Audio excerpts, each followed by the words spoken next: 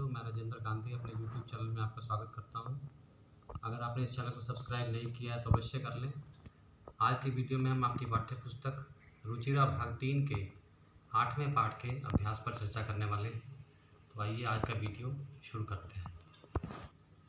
अभ्यास का पहला प्रश्न है, एक पदेन उत्तरत, एक पद में उत्तर दो। सबसे पहले है, कस्य राज्यस्य भागेषु गजधरः शब्दः प्रयुज्यते। किस राज्य के भागों में गजधर शब्द का प्रयोग किया जाता है? उत्तर है राजस्थानस्य, अर्थात राजस्थान के। अगला है, गज परिमाणम कै धारयति। गज परिमाण को कौन धारण करता है? सरल शब्दों में कहें तो गज मापने वाली लोहे की छड़ को कौन धारण करता है? उत्तर है गजधर, अर्थात गजधर। अगला, कार्य समाप्तौ वेतनानि अतिरिच्य गजधरेभ्यः किम प्रदीयते स्म। कार्य की समाप्ति पर वेतन के अतिरिक्त गजधरों को क्या दिया जाता था? उत्तर है सम्मानम, अर्थात सम्मान। अंतिम है, के शिल्पी रूपेण न समादृता भवन्ति। कौन शिल्पी के रूप में आदर नहीं पाते? उत्तर है गजधरा, अर्थात गजधर। दूसरा प्रश्न है, अधोलिखिता नाम प्रश्नानाम उत्तराणि लिखत। नीचे लिखे प्रश्नों के उत्तर लिखो। सबसे पहले है, तडागः कुत्र निर्मीयन्ते स्म। तालाब कहाँ बनाए जाते थे? उत्तर है तडागः अशेषे देशे निर्मीयन्ते स्म। तालाब सारे देश में बनाए जाते थे। अगला है, गजधरा कस्मिन् रूपे परिचितः। गजधर किस रूप में जाने जाते हैं? उत्तर है, यह समाजस्य गांभीर्यं मापयेत् इत्यस्मिन् रूपे परिचितः गजधरा। जो समाज की गहराई मापे, इस रूप में गजधर जाने जाते हैं। अगला प्रश्न है, गजधरा किम कुर्वन्ति स्म। गजधर क्या करते थे? उत्तर है, गजधरा ग्रामीण समाजस्य नागर समाजस्य च नवनिर्माणस्य सुरक्षा प्रबंधनस्य च दायित्वं निभालयन्ति स्म। गजधर ग्रामीण समाज और नगरीय समाज के नवनिर्माण और उनके सुरक्षा प्रबंधों की जिम्मेदारी संभालते थे। अंतिम प्रश्न है, के सम्माननीयः। कौन आदर के योग्य हैं? उत्तर है गजधरा सम्माननीय। गजधर आदर के योग्य हैं। तीसरा प्रश्न है, रेखांकितानि पदानि आधृत्य प्रश्न निर्माणम कुरु।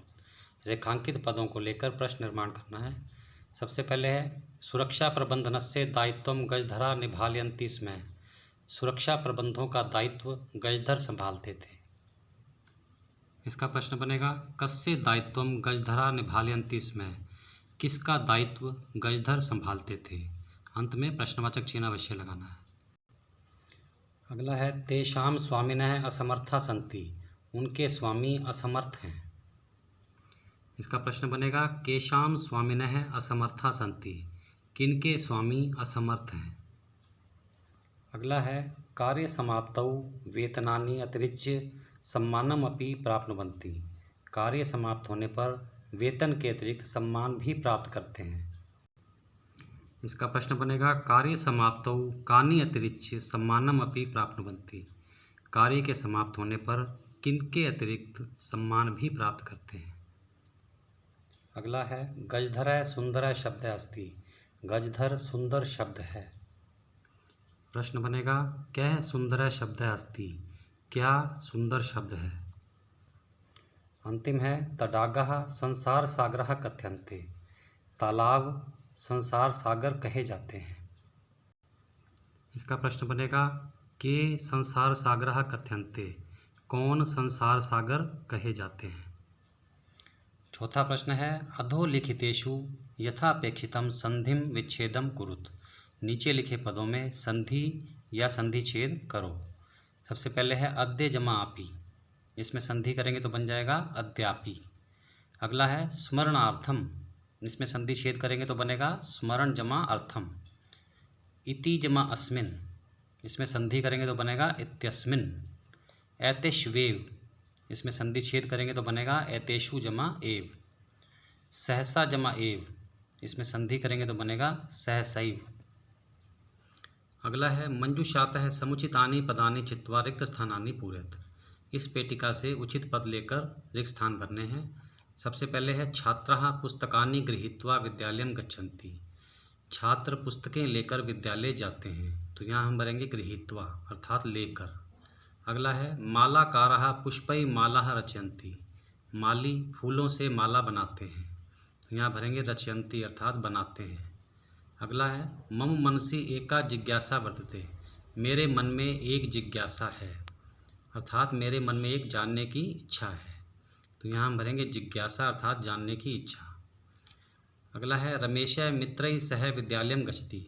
रमेश मित्र के साथ विद्यालय जाता है, तो यहाँ हम भरेंगे सह अर्थात साथ। अंतिम है सहसा बालिका तत्र अहसत। अचानक बालिका वहाँ हंसी, तो यहाँ हम भरेंगे सहसा अर्थात अचानक। अगला है पद निर्माणम कुरुत। पद निर्माण करो। धातु और प्रत्यय को जोड़कर पद निर्माण करना है। सबसे पहले है क्री जमा तुमुन, इसका बनेगा कर्तुम। प्यारे बच्चों, तुमुन का अर्थ होता है के लिए, तो इसलिए कर्तुम का अर्थ बनेगा करने के लिए। इसी प्रकार ह्री जमा तुमुन हरतुम, त्रि जमा तुमुन तरतुम। अगला उदाहरण है नम जमा कत्वा नत्वा। कत्वा का अर्थ होता है करके, तो इसलिए नत्वा का अर्थ होगा नमस्कार करके। इसी प्रकार गम जमा कत्वा गत्वा, त्यज जमा कत्वा त्यक्त्वा, भुज जमा कत्वा भुक्त्वा। अगला है उपसर्ग धातु और प्रत्यय को मिलाकर पद बनाने हैं। सबसे पहले उदाहरण है उप जमा गम जमा ल्यप, तो ये बन जाएगा उपगम्य। ल्यप का अर्थ भी होता है करके, तो इसलिए उपगम्य का अर्थ बनेगा पास जा करके। इसी प्रकार सम जमा पूज जमा ल्यप बनेगा समपूज्य। आ जमा नी जमा ल्यप आनीय। प्र जमा दा जमा ल्यप प्रदाय। 7वां प्रश्न है कोष्ठकेषु दत्तेषु शब्देषु समुचिता नाम विभक्तिम योजित्वा रिक्त स्थानानि पूरयत।